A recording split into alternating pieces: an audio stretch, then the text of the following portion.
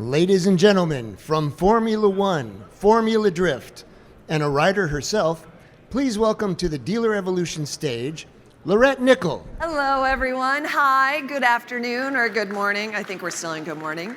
I hope everyone is having an excellent AIM Expo.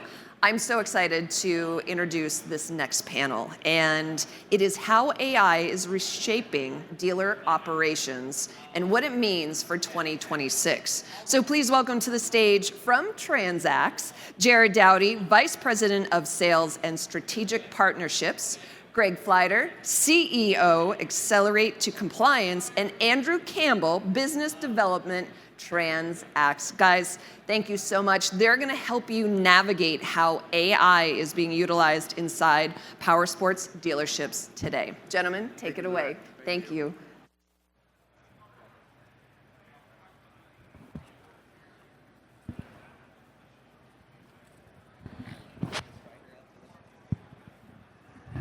Try not to scream in this one today. That's better. Good morning. Sorry. I'm fighting allergies this morning, so I apologize.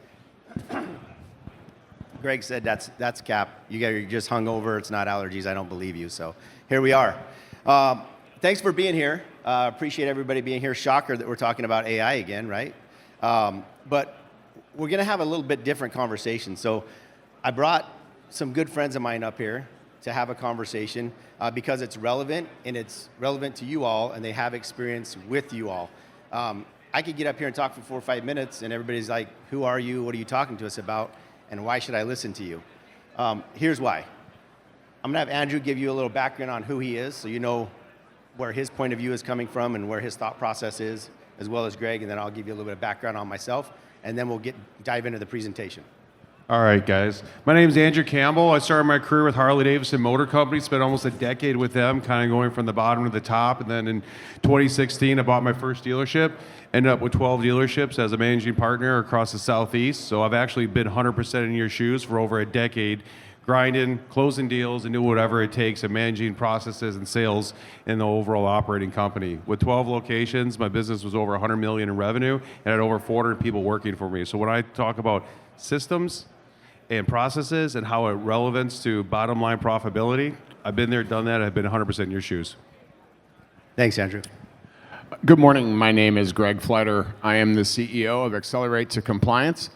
We help automotive, power sport, RV, marine, heavy trucking, golf car, anything that moves that's a dealer, we help them build a culture of security at their dealership, which has become ever more important with today's AI and the creativity of bad actors. We have to counteract that threat.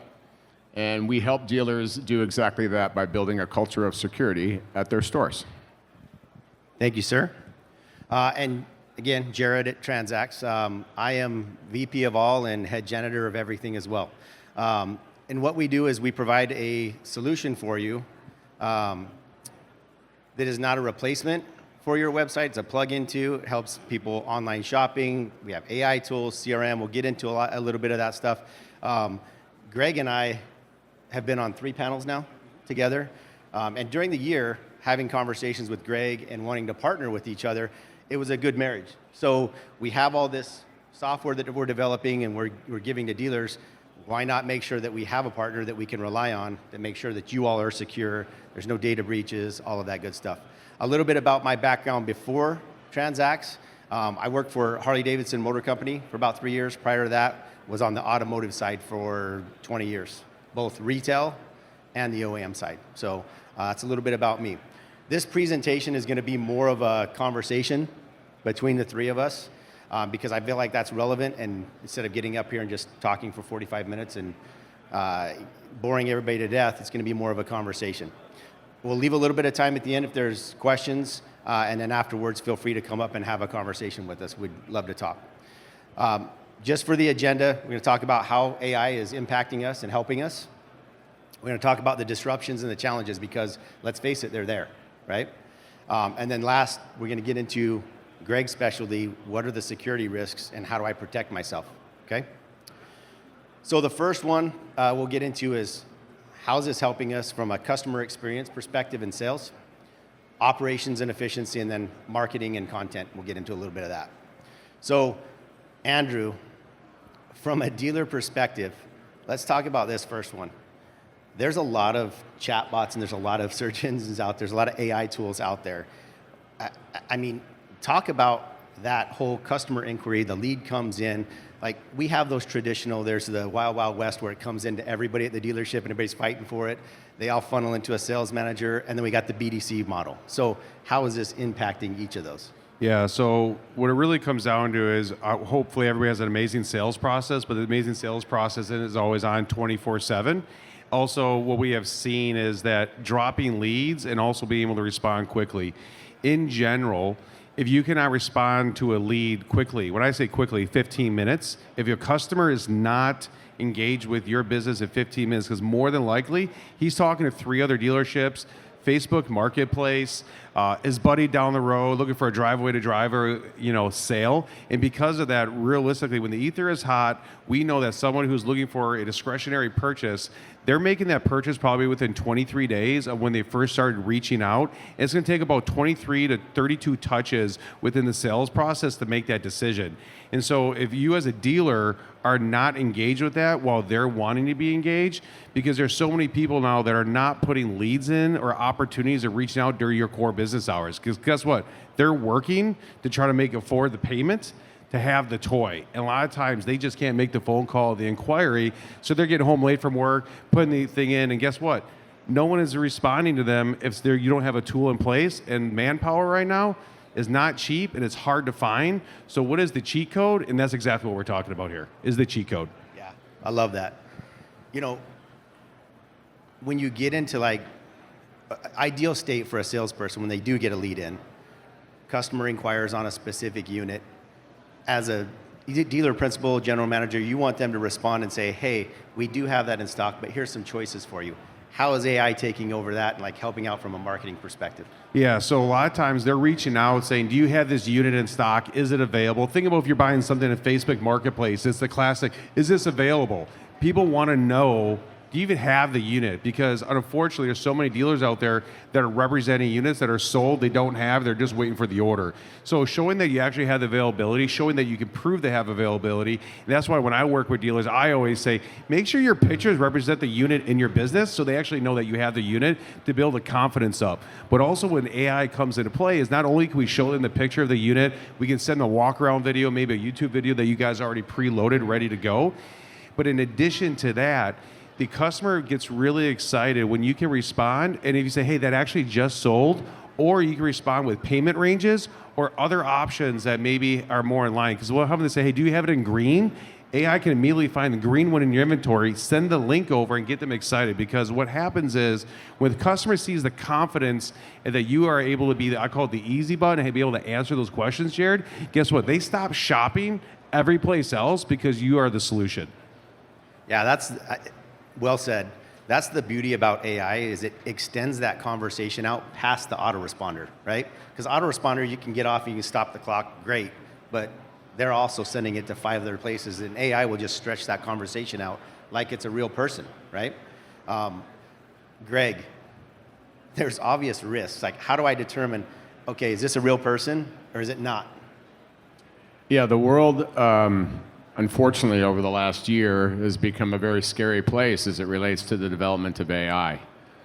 And what many people need to understand is that AI has certainly done a lot for us from a convenience standpoint and efficiency standpoint. I mean, we can put together a PowerPoint presentation in less than 3 minutes. But what we have to also remember is that the nefarious players out there have the same tools, and they're better at using them than we are. Everything in a dealership is interconnected with so many different third-party providers, consumers, and a lot of different software that you use to effectuate sales. But the problem now, as Jared is alluding to, is because these nefarious players have become so creative, it's becoming almost impossible to detect. So recently, there was a report put out by Anthropic. Anthropic is an AI development firm. And recently, a hack was generated where they believe from China. They utilized an AI chatbot to do research amongst businesses, find me the most susceptible businesses to an attack. And the AI came back with a list of businesses, and then it was, okay, at these businesses, tell me the individuals that work there, what are their SSNs, how much money do they have, and we have access to it.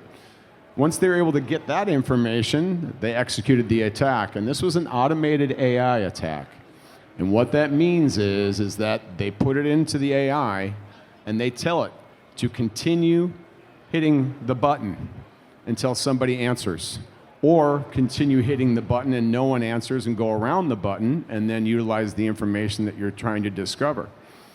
So what's happened now as a result is because of this interconnectedness, because of the creativity of bad actors, it's virtually becoming impossible to find phishing. Who's phishing? Spear phishing, vishing, quishing, all these terms. They're using QR codes. They're using voice inflection to send voicemails to employees that sound just like the dealer principal. It's becoming very, very hard. And I'm asked this by dealers all the time. Well, what would you do? Well, if the threat is increasing against us as dealers, we have to counteract that threat. And the best way, as far as it relates to phishing, is have phishing simulations for your employees. They're not crazy expensive. But it's imperative that they understand at least what some of these emails look like. If they don't, and I said this yesterday, if dealers don't start taking this very seriously, this may be your last AIM Expo. That's how scary the world has become. They don't care how big your dealership is. They don't care where it's located. They don't care who runs it or who works there. All they care about is, are you susceptible to an attack? And do you have information that's worthy for me to use from a ransom perspective? Well said, Greg. It's not all doom and gloom. We have people here. Greg's company can help you, so you don't have to, go through all the pain points, but Greg can help you with that. So thanks for scaring us, Greg. Yeah. I really appreciate it. Gosh. Well, truthfully, in working with us or any organization similar to ours, we look at this as a journey. Information security is a journey. This is not a plug and play where you go to Best Buy, you buy some cool software, plug it in, and I'm good. Security is more complex now. Utilize businesses that can help you establish, first off, how susceptible is my business to risk? What kind of policies and procedures do I have in place if something bad is to happen at my dealership? Are my employees trained? What are my third parties doing with my data? All these are integral steps and fundamental foundation pieces that will make your dealership safer. But there's a caveat to this. The caveat to this is that 4 or 5 years ago, you may remember, everyone was talking about the FTC safeguards rule. That's still in effect. That's not your biggest threat. The biggest threat are the civil suits that follow with these breaches. Now, when you see announcements of a breach, more often than not, you'll see a link to the civil litigation firm that's handling it for the plaintiffs based upon the data that's been extrapolated. So we're in a new, changing paradigm. There's no reason to be scared, but ignorance is not a solution. It is not a solution. Counteracting the threat and beginning to build a culture of security at your business will definitely get you in the right direction. Absolutely. Yeah, Andrew and I were talking about this last night. Everybody's heard the phrase in power sports, it's not a matter of if you lay your bike down, it's when. It's not a matter of if you have a data breach, it's when, right? And just protect yourself from it and reduce the risk. So before we get into the next section, I wanted to hit on this last point. One of the hardest things as an owner is, where's my crystal ball? How do I predict what we're going to sell in the future? How's AI impacting that? Like what you order, your inventory levels. Yeah, so when you have a solid sales process with solid closing rates, so for example, if you have 100 online leads come in, when you get to the set appointment, made appointment, when you got your sits, your write-ups, and your closing ratios, when AI in your sales process, making sure that's really consistent, guess what? Now you know exactly what kind of inventory you need to be stocking as well. Whether you want to keep 45, 60, 75, or 90 days of used inventory on the ground, your new inventory, obviously, it may have with more OEM allocation systems or something along those lines. But overall, when I look at, if I have an amazing sales process paired with a technology that makes sure that my closing rate is the same, I can predict what inventory levels I want. When I'm able to predict my inventory levels, I know exactly what my expense, my overhead is going to look like, because really at the end of the day, I'm paying the floor plan juice, right? So when something really simple like this allows me to have my used inventory dialed in so that my overhead is more managed, I am having better inventory turns, and my ROI is much more in line. In addition to that, using just AI and using predictive models, you're also looking at what people are inquiring on Google, what they're inquiring on your leads, and then taking that information going, okay, we're looking for sub 10K bikes, sub 15,000 bikes. When they're over 40,000 miles, they're not interested. And you're able to take all that information and really build yourself almost an open to buy, as I would call it, of the used inventory or the new inventory that's best stocking. Down to color, finish. I was talking to a dealer this morning, and the OEM didn't provide the color and the finish that the dealer wanted, so they had to do a tint swap, right? I mean, so just adding more expense to something that they could probably maybe done a better job of stocking it or things like that. And so all that data is super helpful, because what that comes back to is inventory turns, and inventory means better inventory teams, is going to be lower floor plan expense, which is EBITDA. So everything, when it comes down to, I look at it as, how do I get more money to the bottom line? Because I run a business for profit. This isn't a charity, and that's why we're in this business. Whoa, we're not nonprofit organizations here? No, Come on. I'm sorry. I like making money. That's Who's what here to make money? Yes, that's Right. what we're all here for. All right, let's. We're going to have to speed up some of these up a little bit, but we want to make sure we cover everything that's relevant. From an operations standpoint, talk through the days of having to rely on a salesperson to put stuff into the CRM or schedule an appointment. Yeah, I see the pain on your face. Yeah, Walk me through that. If you guys have a sales team that's amazing at putting all the information in the CRM, or have a sales team that actually hits all the right buttons, so at the end of the day, when you do a checkout with them, it's perfect every time, you got gold. I mean, I've yet to talk to a dealer where everything's just perfect. It's just human error, guys. That's really what it comes down to. And so by having the right systems and AI in place, what it's doing is pre-filling forms, it's taking that customer information and journey, making sure it's being carried along from the text messaging to the email to the phone calls to the tracking. Everything's only having to be put in once, which makes a huge difference. On the other side of this, the other opportunity that I see that most dealers are not maximizing that makes this easier, my finance managers, and you're probably finance managers, don't like to go hunt for money unless it walks in the box. Let's just be realistic. They get a deal, they get excited, they present a menu, but guess what? Every dealer right now, if they were to at least push 4 to 5 more over-the-counter F&I contracts a month, that goes to your bottom line faster with a 60 to 75% gross margin, and that is something that has a better ROI. On top of that, your service advisors and your service team, they don't like doing any of this either. But these type of tools can actually help connect your service drive to the finance process, your service drive to have repeat customers, or your sales customers coming out of the service drive. I have always preached that for every 50 work orders, I should have sold 1 new unit or used unit. And right now, dealerships who are actually using the technology and taking what my inventory that I have, what they're riding, how many miles they have, and saying, hey, this is a hot lead, I need to work that, like they came through the front door. Because remember, every customer that comes through the service entrance, more than likely they have enough money to pay the work order bill. It's almost what you need for a down payment. Well said. Taking that full circle too, in the service department, we were talking about this as well. AI has the capability of, let's say you sell a set of tires, the service drive, okay? AI, as soon as it's marked sold in your system, your CRM systems, assuming you have the right one, you have the AI model and the customer journey set up, AI can automatically send out a message saying, congratulations on that set of tires. We noticed that you didn't buy a tire and wheel package. Here are some options for you to look at. So you're not relying on the service manager or service writers that don't want to do that, or a salesperson said, oh, I did do that. AI is taking over and having that conversation with the customer, and all you have to do is cash the check, right? So there's other ways that it's impacting on the service drive, because let's face it, we all have a lot to do, and we don't have enough people to do it, right? Jared, I'd like to touch real quick on inventory and sales as it relates to security and data privacy. You may now see individual states are drafting their own privacy laws. If you have a dealership in California, but you sell to someone in Kentucky, you better know that Kentucky now has a new state law. It's very, very important if you're selling across state lines that you understand what that jurisdiction requires as a means of a sale to that consumer and what you need to do to protect that consumer private data. Most of these state laws are very similar.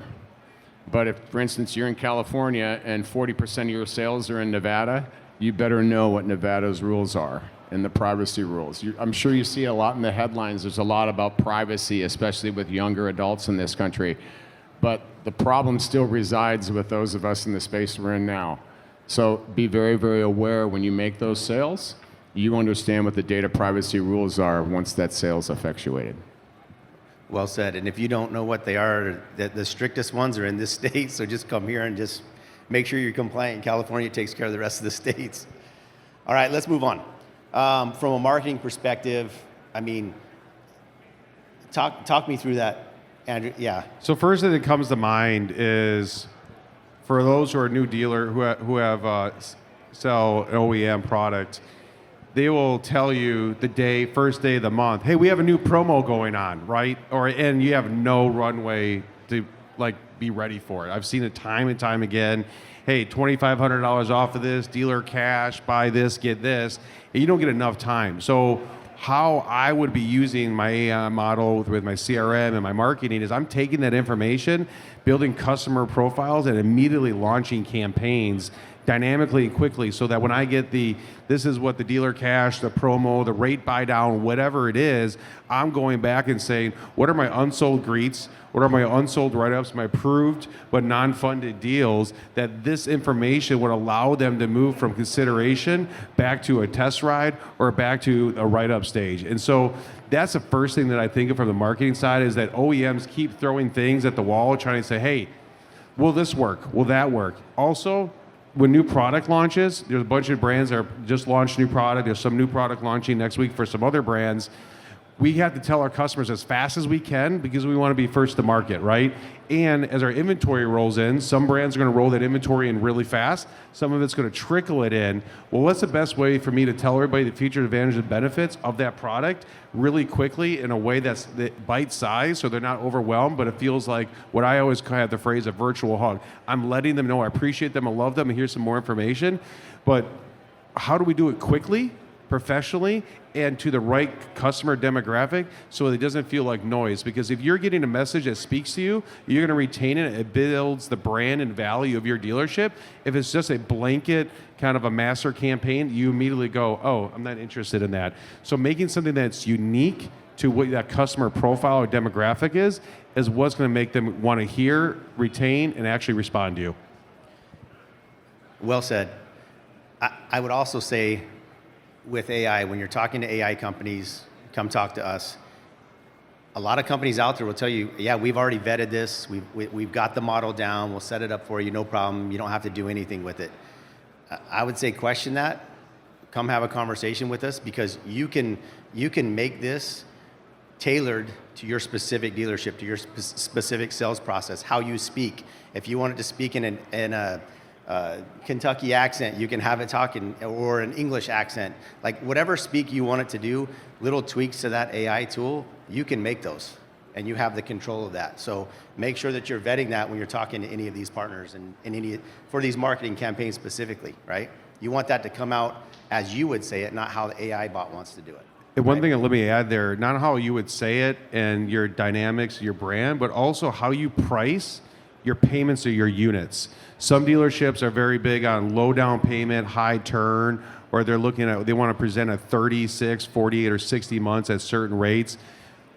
That can be all designed in there so when a customer goes, what's the best payment on this? The immediate response can be, are you looking for a larger payment, shorter term, or the reverse? And so based on how you want to build your payment plans, on how you would present your 6 square or anything like that when it comes to your buyer's orders, AI can also build that dynamically, so when they're inquiring on online leads and inquiring into your websites and other methods, they're getting the same style of payment response, down payment suggestions that if you were there in front of them presenting a 4 or 6 square.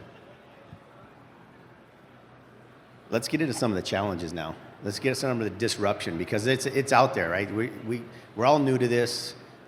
We know it's not going away. So what are some of the challenges that we're facing?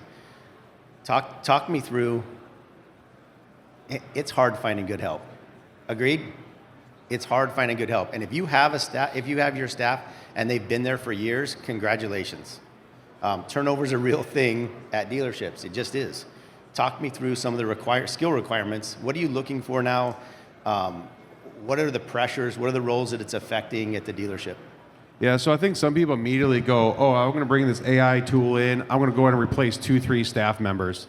More than likely, you're already understaffed. Let's just be realistic, because you can't find the right people. If you are fully staffed and you found all the right people, and your payroll to gross profit ratio is in line, congratulations, because you're one of few in this entire building that's actually properly staffed within the right budget.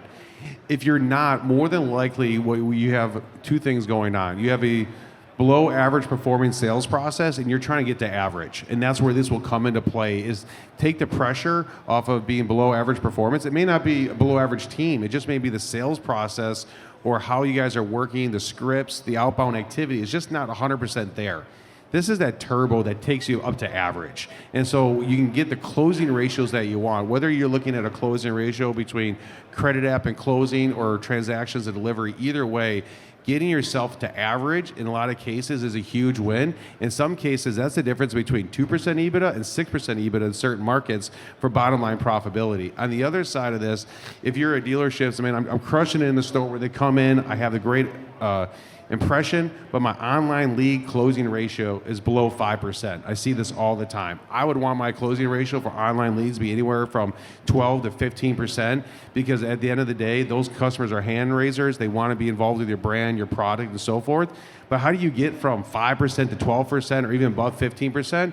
It's going to have you doing these extra tools and these extra ways of doing business and meeting the customer when they want to be communicated with after hours 24/7. Because at the end of the day, even if they know it's an AI tool reaching out at 10 o'clock at night when they get off a second shift, they know these guys cared enough that I want to be part of that. And guess what? They're going to hit me up in the morning, and you're prepared for a communication the next day where you don't know, like, man, I reached out to this Ford dealer. Who knows if I get to buy a truck eventually, because my time's worth something.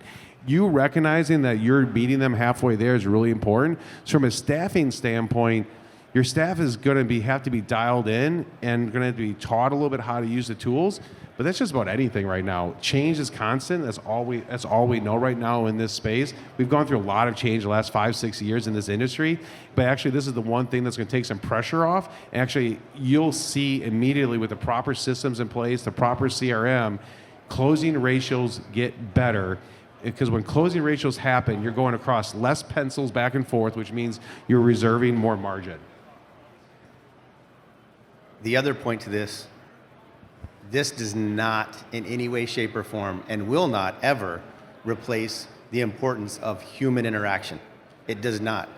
People want an experience. They come to your store because they want an experience. You provide them a good experience. Just make sure that the tools that you're installing, AI, CRM, your sales processes match your in-store process matches your online process, right? That's where the disconnect, that's the biggest disconnect that we see right now, is those two are not matching each other.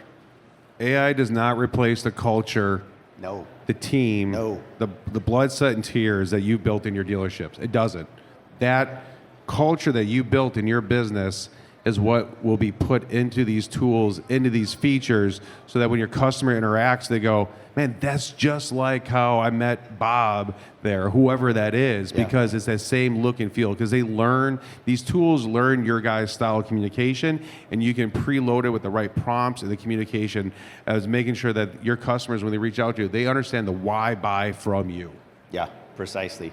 And last time I checked, AI can't turn a wrench. It cannot. Yeah.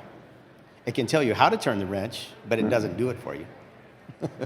Greg, walk us through we have to train our staff on how to get up to speed on all these new technologies. From a security standpoint, what type of training do they need to get and implement for that? Well, first and foremost, the employees at your dealership need to know how you operate. They need to know how you conduct your business. If X happens, me as the employee of said dealer, I'm expected to do what? So it's very, very important we just were talking about dealer turnover with employees. As you get new employees that come in, it's imperative that they understand how you transact business. If they don't understand how you transact business, how can you expect them to understand what they're supposed to do when bad things happen? So education is paramount. Information security awareness training. Run your employees through phishing simulations. If some of you don't know what a phishing simulation is, it's just an email that comes to your employee that looks very, very authentic. Could be from Best Buy, you just won some headphones, or fill out this survey and you get some headphones. But they become unbelievably creative. And Jared touched on this earlier. If we can all agree that everyone's going to be breached at one time or another, because it's going to happen, it's a fact of life, what can we as dealers do to counteract that? The best thing that you can do is prove to your current and prospective consumers that you are taking the necessary steps to protect their data. Consumers are speaking louder now. And there's many surveys that talk about 80 to 85% of consumers say they wouldn't buy a product from a business that's been breached. Well, since we all can agree we're probably going to be breached, you have to prove to that consumer you've taken the necessary steps to protect their data, which is customer trust, which then leads into more sales and loyalty. Privacy and data privacy of individuals is one of the key components we believe that's going to generate loyalty of consumers going forward. Thanks, Greg. Greg's our reality check. He brings us all back to reality, keeps us in line, makes sure we're doing everything right. Let's talk about competitive for a second.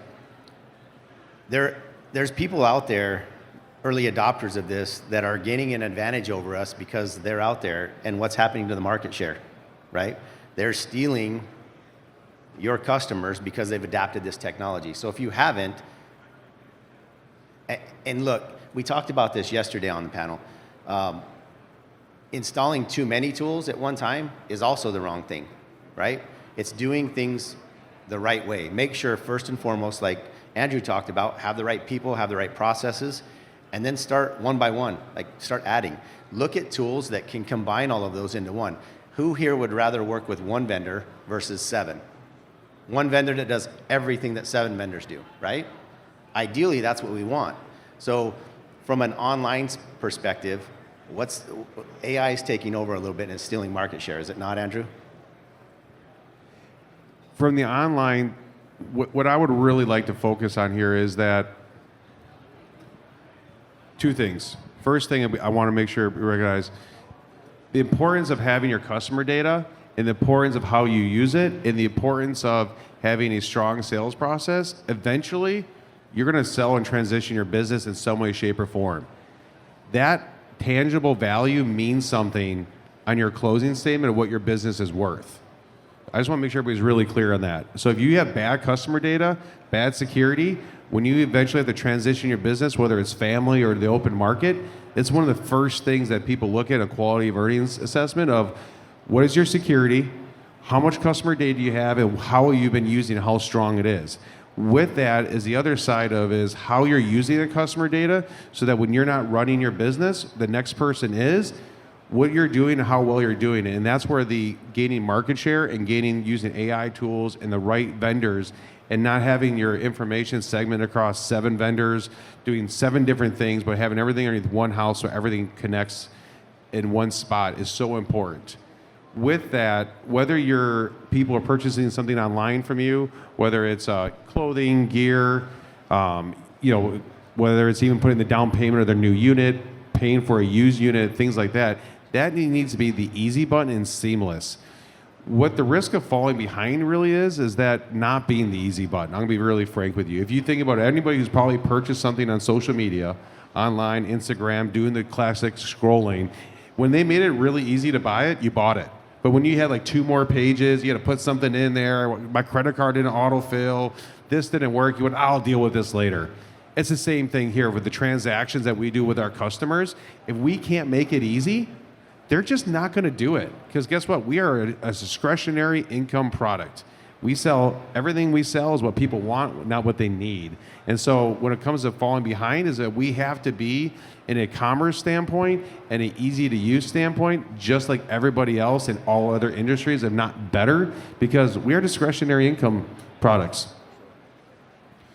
Well said. Customer expectations we've talked about already. Customer expectations are that you meet them, like Andrew said, meet them where they're at and when they're shopping. From a data and security standpoint, customers' expectations, Greg, are what? Consumers expect you to protect their data. It's as simple as that. I don't think there's anyone in here would raise their hand that loves getting spam emails, loves getting spam voicemails or spam phone calls. Those aren't going away. They're only getting more creative. So going forward, one of the things we talk about all the time is if you don't know how to begin building a culture of security at your business, talk with a company that does know how to do that. It doesn't need to be complex. And these guys have touched on this. Security is the same thing.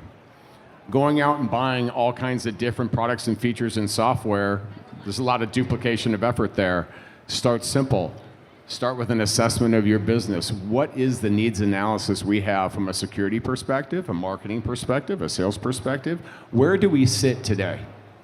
And what can we do to fix some of the deficiencies that we find based upon that assessment and build from there?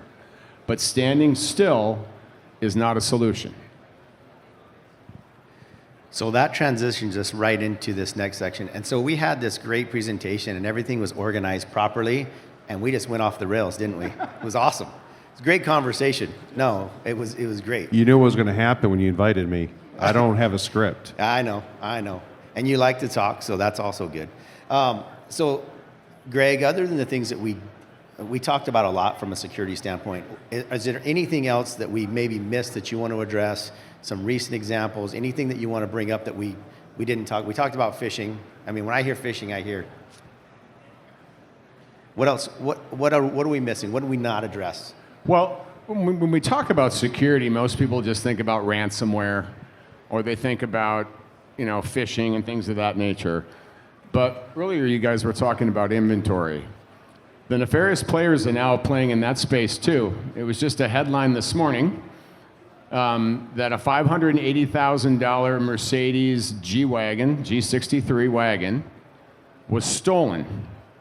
And it was stolen because the bad actors went into that transporter's database and changed the addresses. Didn't change the VIN, didn't change anything, just changed the address. And once they deliver that unit, it's gone. This has become very, very prevalent in automotive. Extremely prevalent in automotive. And I would surmise that it's probably going to be prevalent in other areas as well. So it's the security aspect, and I'm not up here to scare you as much as I am to make you aware. Standing still isn't your option anymore. We've seen it in automotive, and it's now happening in RV and powersport and marine. We saw DMS motility was breached in RV. We've had some unfortunate events in the financial sector within our verticals as well. This isn't changing. It's a scary world out there, but we as dealers, if we do take the proper steps and build on the fundamentals, you can counteract it and be successful. Absolutely. The good news about all of that is we have great partners here.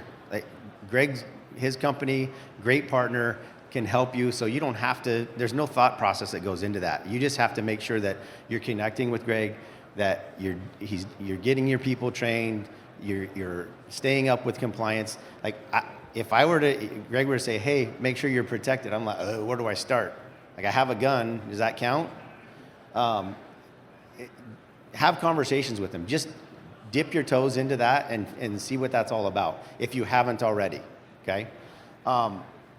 We could go on for about another hour, but I think we're running up on time, and I wanted to leave a couple of minutes for questions, unless you had something to say, Andrew. No, I think we're good. Okay. Does anybody got any questions, comments, or concerns?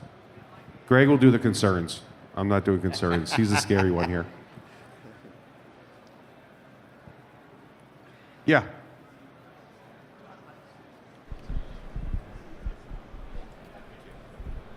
Hi, great talk. You talked about using AI to write personalized messages.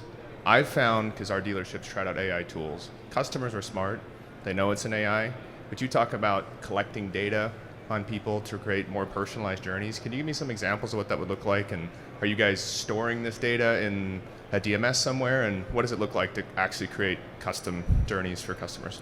Yeah, so what I would be looking at is, what Transax got going on is a CRM with the AI and the texting. It's all the communication in one spot. That's really key, is that I'm able to pull customer profiles in one spot. That I can connect it to the DMS system, what they purchased, what unit they have, how often they've been here, and so forth. So I have the whole customer journey all in one spot.